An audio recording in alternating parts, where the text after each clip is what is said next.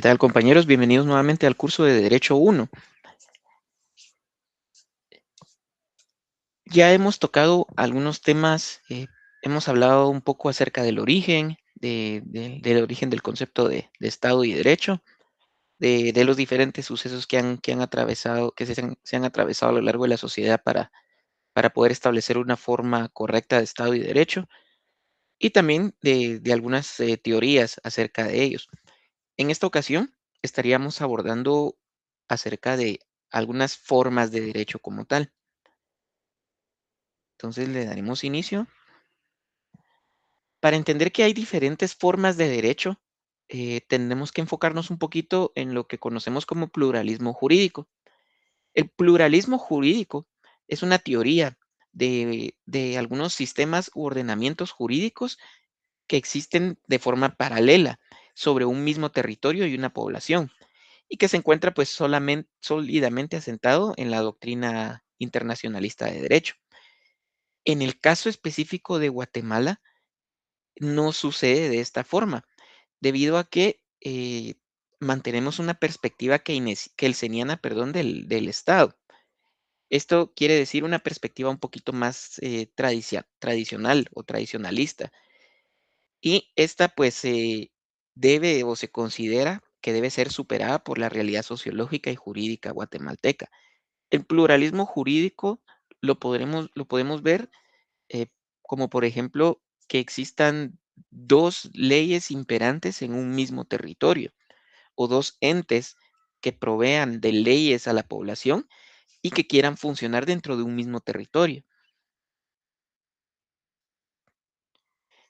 El concepto de varios ordenamientos jurídicos o de varios sistemas jurídicos que coincidan de forma paralela y logran coexistir fue principalmente promulgado fue inicialmente promulgado por Santi Romano. Es un jurista que existió del 1875 al 1947. Él ofrecía los primeros mecanismos para poder hacer ese relacionamiento de ambos sistemas jurídicos y se formuló así, de esta manera, el marco de lo que hoy conocemos como pluralismo jurídico. En Guatemala, volviendo al tema nacional, la comunidad jurídica, muchos de sus operadores de justicia y en general, pues el Estado, no asumen o adoptan totalmente la teoría del pluralismo jurídico. Y en el caso nuestro, el mejor ejemplo es acerca del derecho indígena. El derecho indígena, al tener fundamentos y bases eh, en la cultura indígena como tal, es hasta cierto punto, algunas se podría considerar hasta cierto punto como algunas de las leyes que rigen las creencias indígenas, el comportamiento indígena.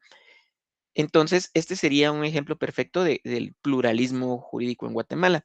La existencia de las normas y leyes que han sido establecidas por parte del Estado, a las que todos nos regimos, pero existe también este sistema jurídico ancestral que también se aplica en muchas comunidades. Entonces, en esos casos, pues, a eso se refiere el pluralismo jurídico, el tener 2 leyes que, pues, tienen relevancia para la población, pero que no, en el caso guatemalteco, pues, no existen mecanismos para que puedan funcionar de una manera, eh, de una manera adecuada, para que no puedan correlacionarse entre ellas. Entonces, hablando en términos del derecho indígena, se habla en términos sociológicos y antropológicos de principalmente prácticas sancionatarias o punitivas de la comunidad. Sin embargo, estas prácticas no forman parte del ius puniendi, por lo que no son aplicables. Ius puniendi se refiere a todo lo que legalmente se establece.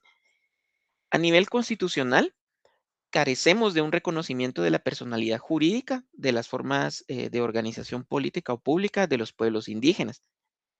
Sin embargo, existen algunas leyes, principalmente sectoriales, no son leyes que se rijan a, a nivel universal, digámoslo así, sino que principalmente se mantienen en el sector agrario, ambientales y específicamente en el área cultural. Solamente en este tipo de leyes, en algunas de ellas, vinculadas a estos aspectos que mencionábamos, se encuentra ese reconocimiento del derecho indígena como, como algo con fundamentos legales.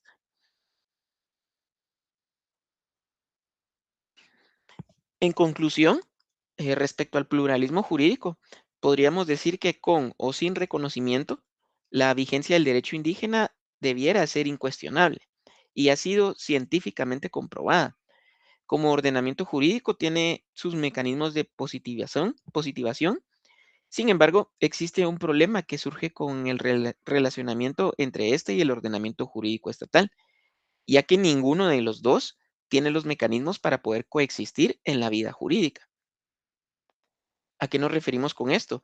Que ninguna de las dos leyes, tanto la ley ancestral o ley indígena o ley maya, como la ley estatal, posee mecanismos para que puedan coexistir entre ellos de una forma armoniosa y adecuada. Ahora bien, existen diferentes tipos de derecho, ya profundizando en el tema como tal. Hay varias formas de derecho. Tenemos derecho consuetudinario, tenemos el derecho precedente y tenemos el acto normativo. El derecho consuetudinario, esta es una de las formas más antiguas de derecho que se conocen. Todas las diferentes sociedades que han existido han tenido un sistema de normas propios y han sido transmitidas de generación en generación, principalmente de forma oral y en algunos tiempos de forma escrita.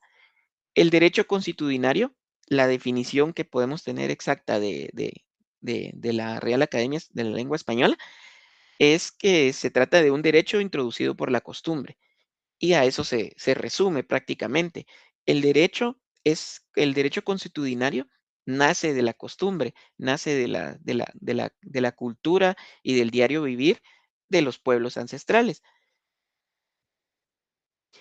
El derecho consuetudinario podemos decir que se trata de un conjunto de normas que regulan las relaciones sociales en las comunidades indígenas con base principalmente a sus costumbres.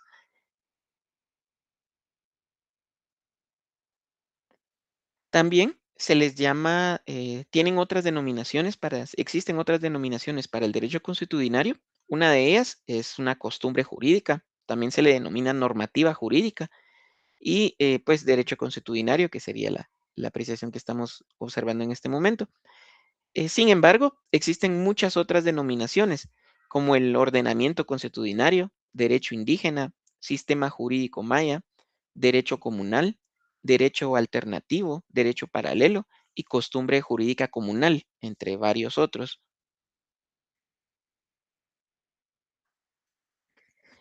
Existen dos condiciones que tenemos o elementos para el derecho consuetudinario.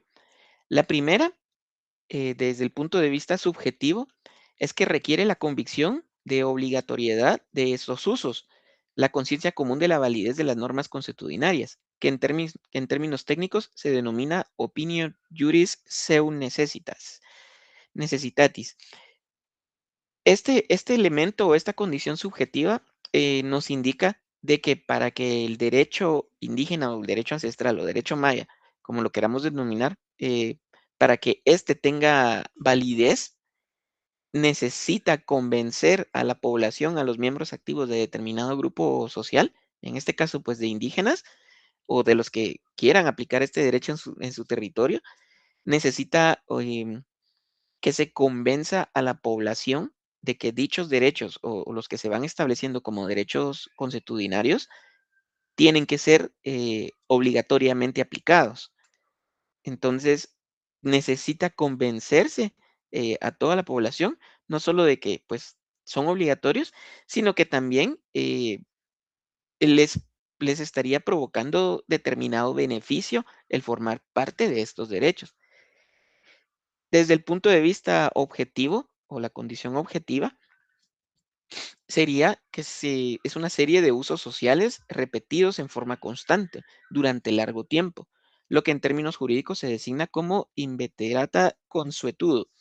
Entonces, Desde el punto de vista objetivo, es algo que a raíz, pues, de la obligatoriedad que se pretende establecer desde el punto de vista subjetivo, en el lado objetivo tiene que ser algo que los pobladores o los miembros de ese territorio acepten mantener de forma constante. Es un comportamiento que tiene que ser repetido a lo largo de mucho tiempo.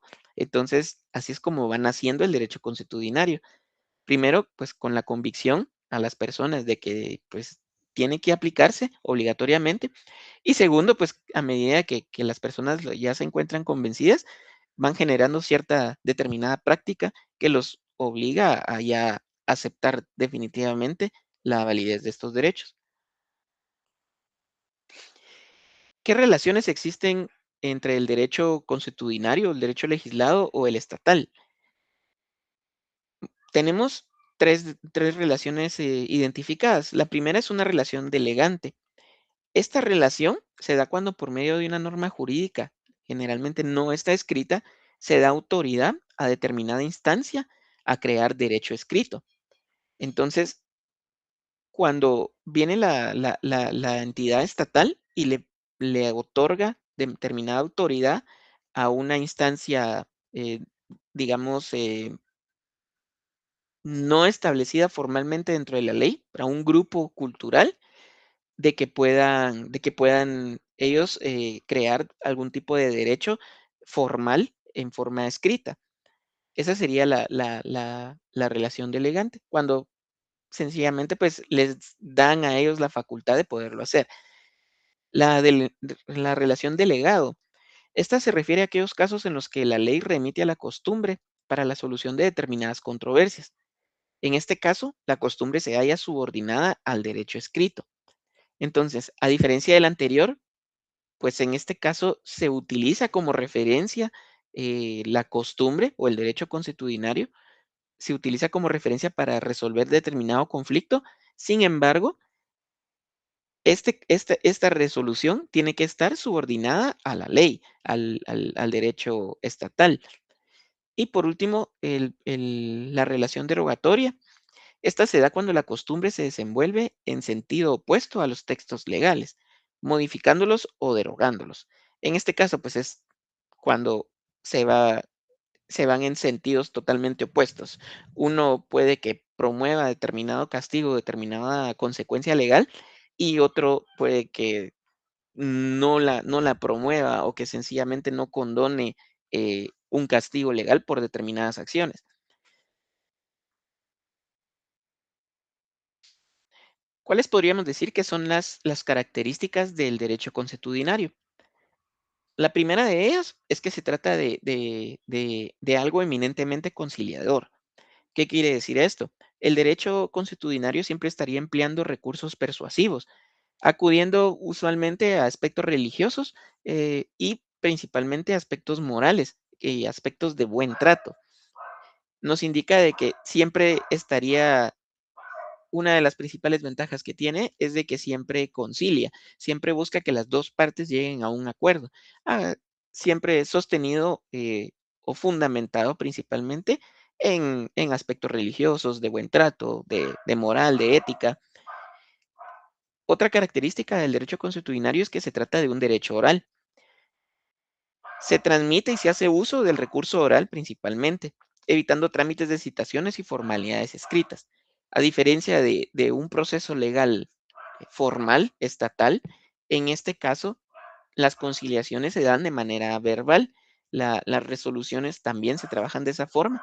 Entonces, no existe ese proceso, digámoslo, engorroso de tener que llevar determinados trámites, determinadas citaciones y todos los documentos formales que les puedan pedir a ustedes en un juzgado, si Dios no lo quiera, llegarán a tener algún inconveniente legal. Otra característica es que fundamenta su vigencia en la positividad del consenso. Basa su observancia en el consenso, en el convencimiento colectivo que acatar la norma es lo mejor para la cohesión y la convivencia. Entonces, principalmente nos indica de que se rige a convencer a los participantes de determinado conflicto de que basarse o resolver el dilema mediante las normas establecidas por el derecho consuetudinario es la mejor opción para que ambos tengan la solución más justa. Entonces, dentro de esta característica, pues podemos resaltar que entonces se trata de un derecho positivo, ya que se practica en la realidad y que es inveterado, pues se arraiga a la comunidad colectiva de la comunidad indígena.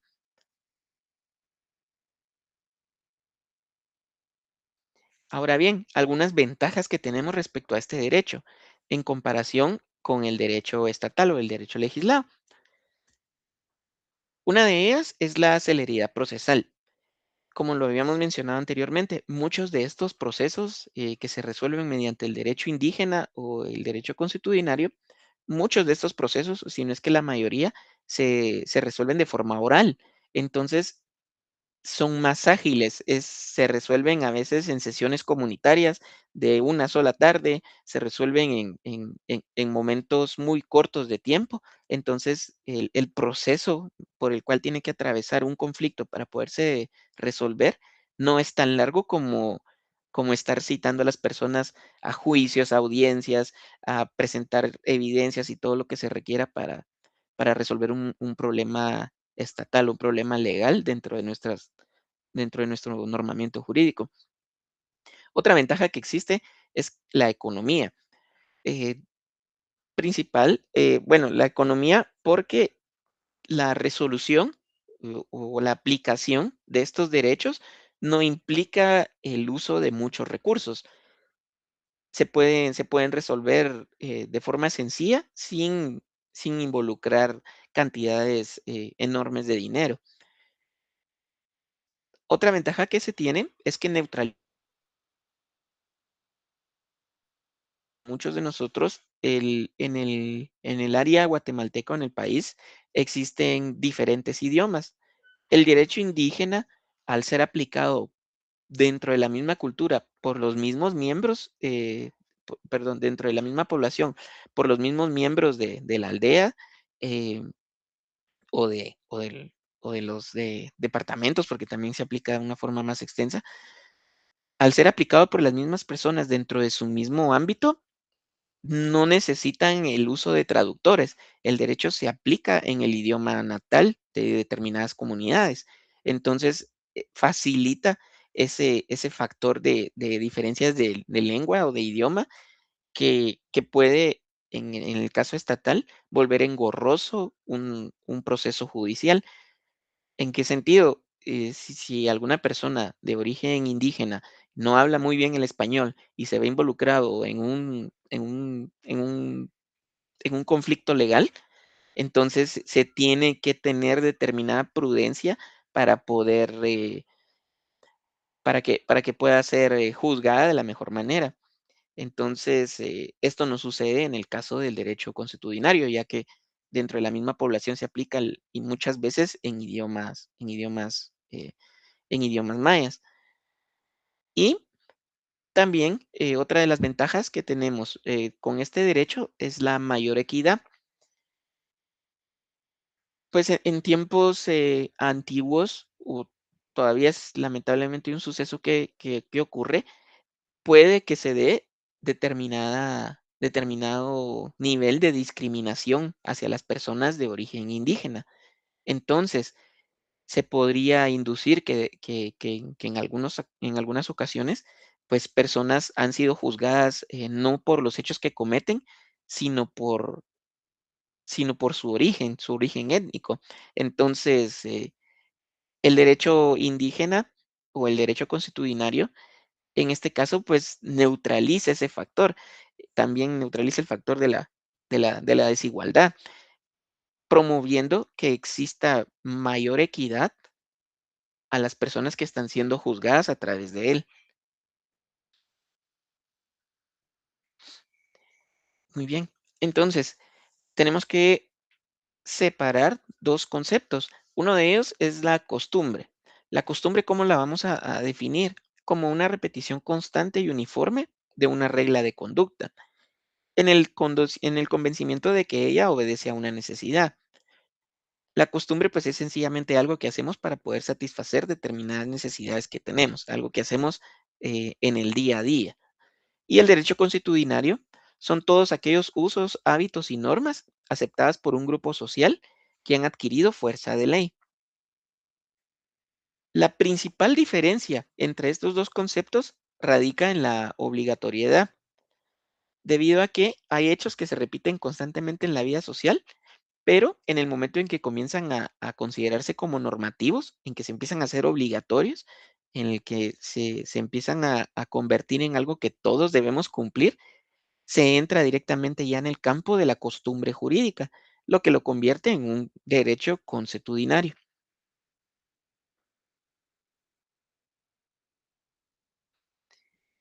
Tenemos acá algunos artículos, hablando siempre del derecho consuetudinario, tenemos acá algunos artículos que están relacionados un poco, que le dan determinadas facultades a este tipo de organizaciones culturales para que puedan convertirse en parte de la ley.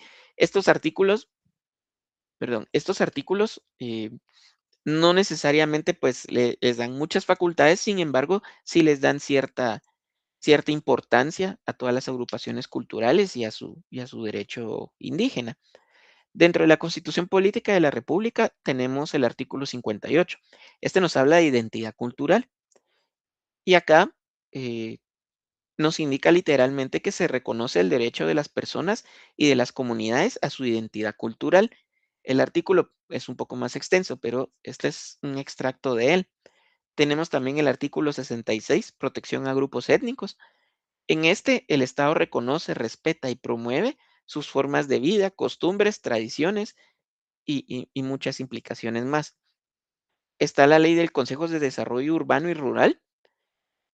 En su artículo 23 nos indica de consejos asesores indígenas.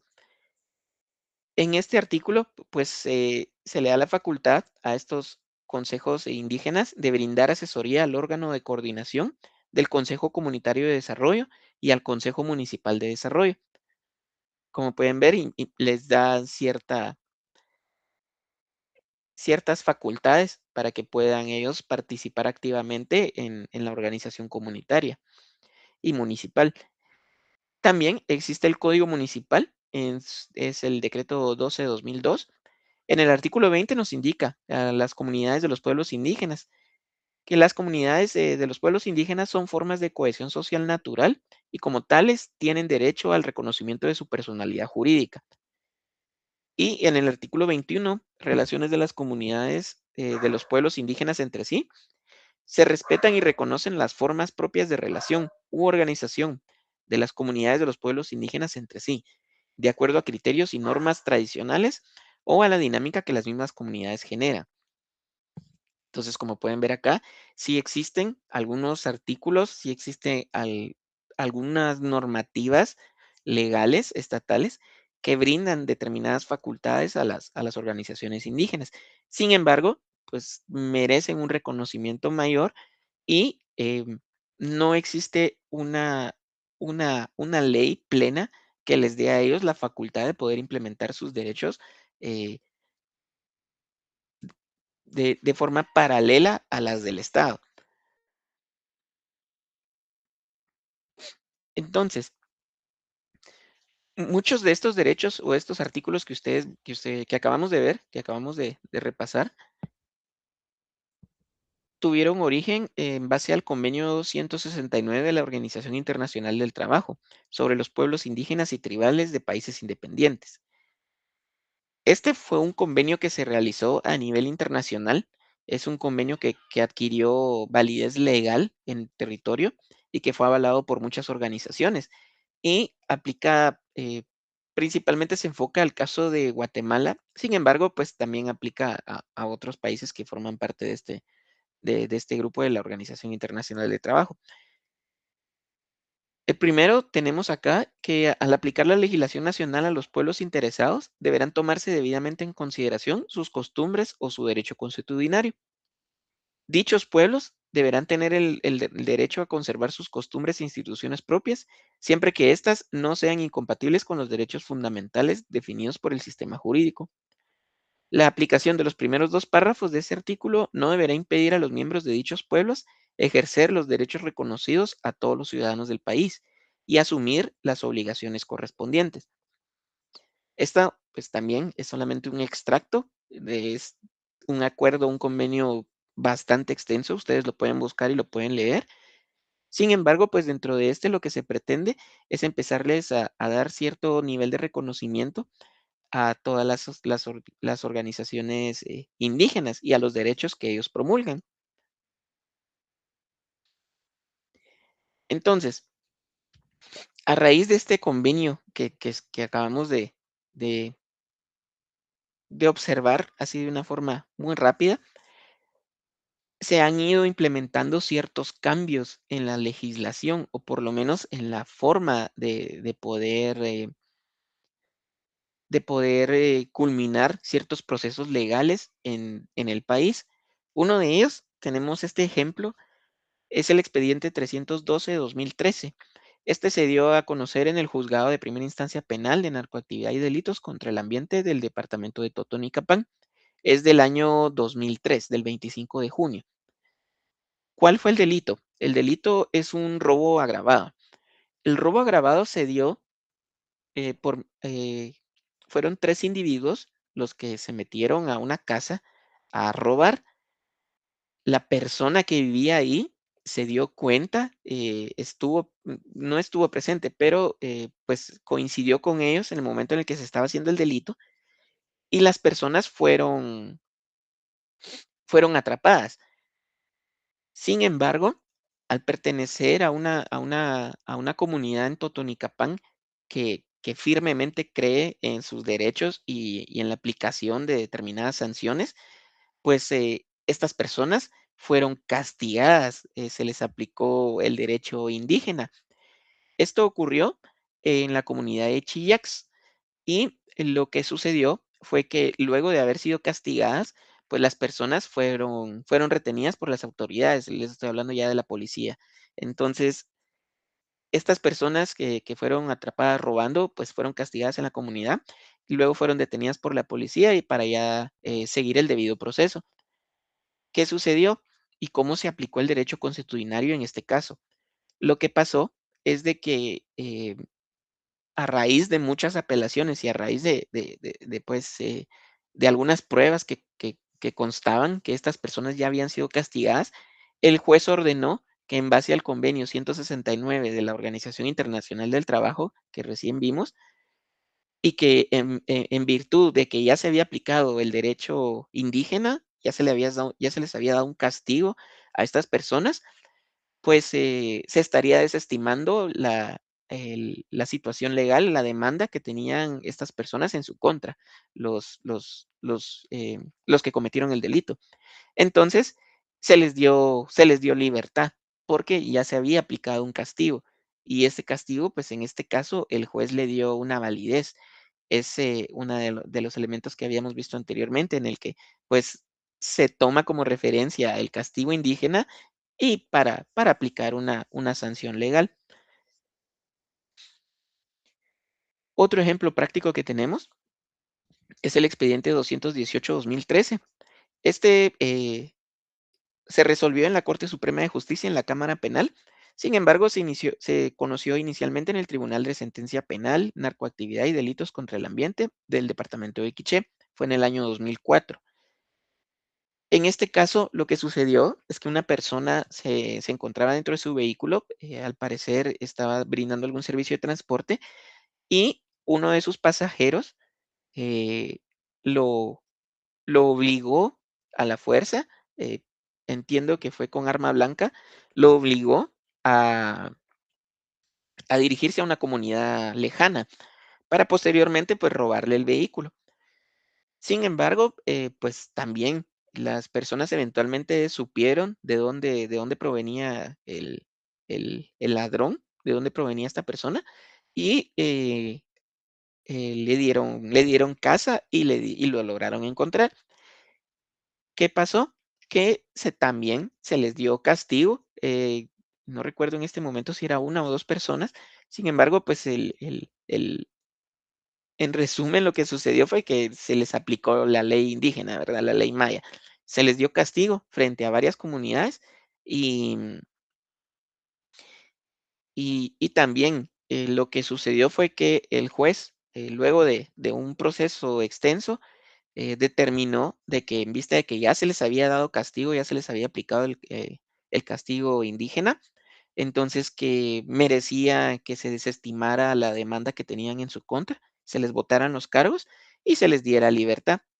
Sí, en este caso era solamente una persona.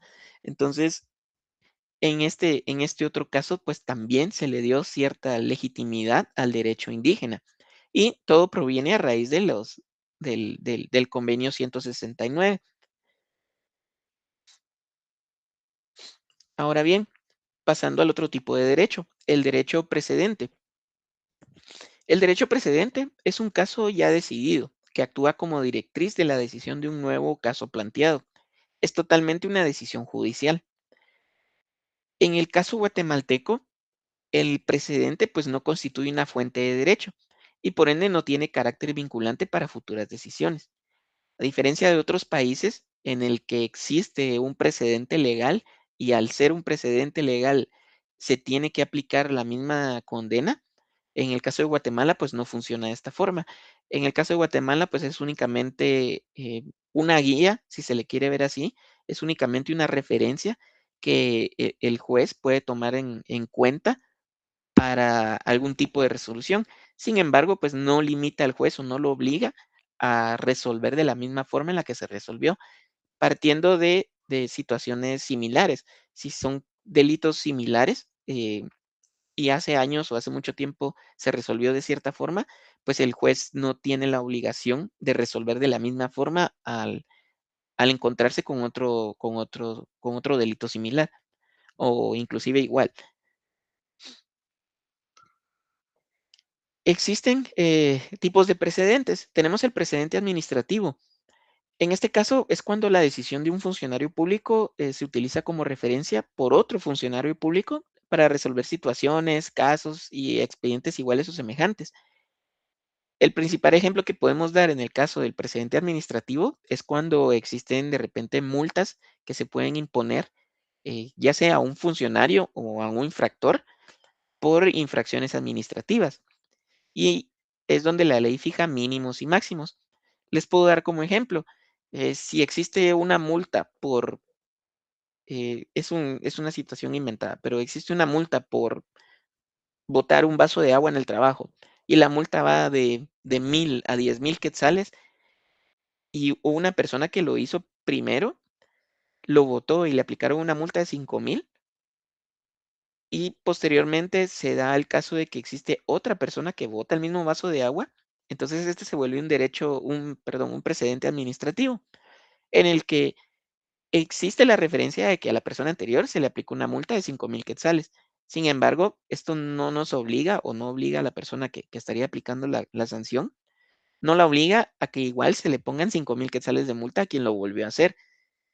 Se puede utilizar como referencia, se puede utilizar como ejemplo, pero la segunda persona que aplique la sanción puede decidir libremente qué montos o qué consecuencias puede llegar a tener y con qué, en base a qué le va a aplicar menos o más sanción o inclusive similar si así se quisiera, ¿verdad?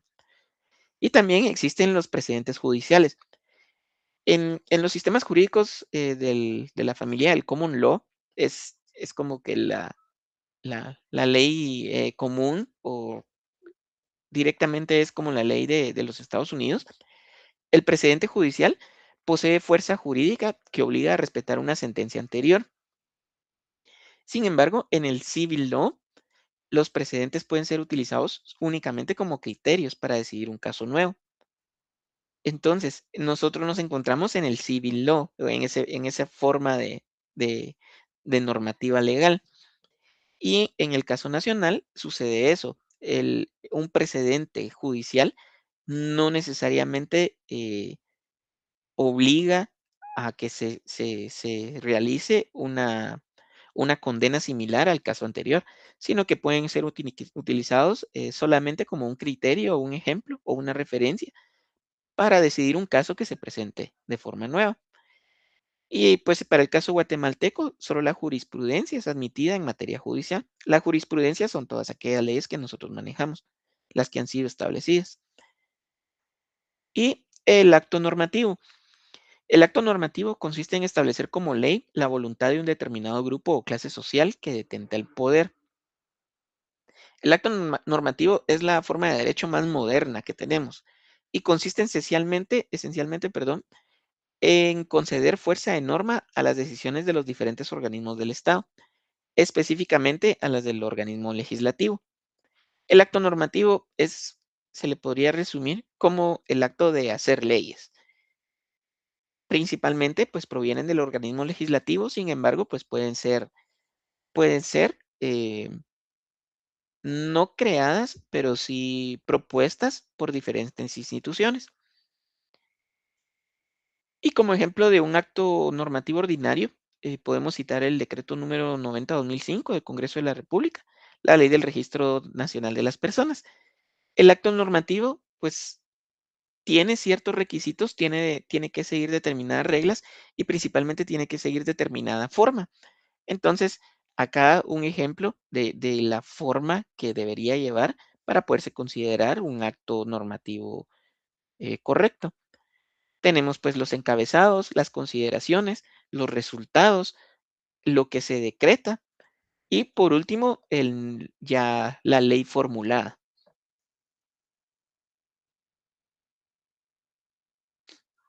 Muy bien, compañeros. Entonces, eso sería todo por hoy, por el día de hoy para el curso de Derecho. Nos estaremos escuchando próximamente. Muchas gracias por su atención.